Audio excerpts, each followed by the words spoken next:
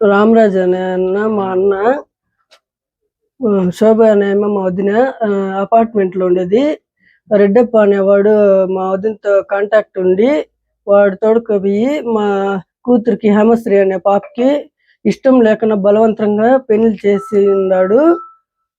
ఆ అమ్మాయితో మరుసటి రోజు నాకు ఫోన్ చేసి, బాబాయ్ నాకు ఇష్టం లేదు పెళ్లి చేస్తున్నారు, కొట్టి చేపిస్తున్నారు, నోరు మూబిట్టి కొట్టి ఇచ్చేస్తున్నాడు రెడ్డప్ప వాడు అని ఫోన్ చేసింది సార్ ఆ అమ్మాయి నాకు. ఆ అమ్మాయి ఫోన్ చేసిన తర్వాత మేము వెళ్ళి సండే రోజు తోడుకొచ్చుకున్నాం సార్ ఆ అమ్మాయిని. ఏం జరిగింది ఏమి అనేది ఆ అమ్మాయి నాకు చెప్పింది సార్.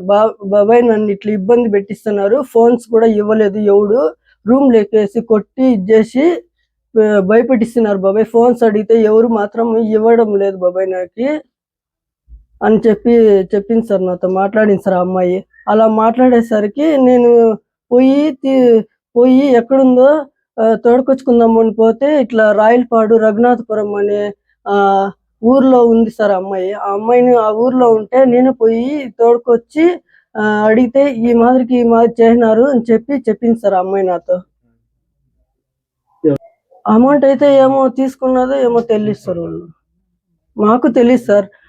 అది ఆ అబ్బాయి వచ్చి రెడ్డి శేఖర్, హేమశ్రీ వాళ్ళ ఇచ్చేసినది వచ్చి రెడ్డప్ప, ఏమో శోభ సార్. తోడుకోపోయి అక్కడ రాయలపాడు రఘునాథపురం అనే రెడ్డి రాజశేఖర్ అనే అబ్బాయితో ఇచ్చేసినారు. ఆ అమ్మాయి అయితే నాకు ఫోన్ చేసి ఇట్లా బలవంతంగా నన్ను రూమ్ లో పెట్టి కొట్టి ఇబ్బంది పెట్టించి బలవంతంగా చేస్తున్నారు అని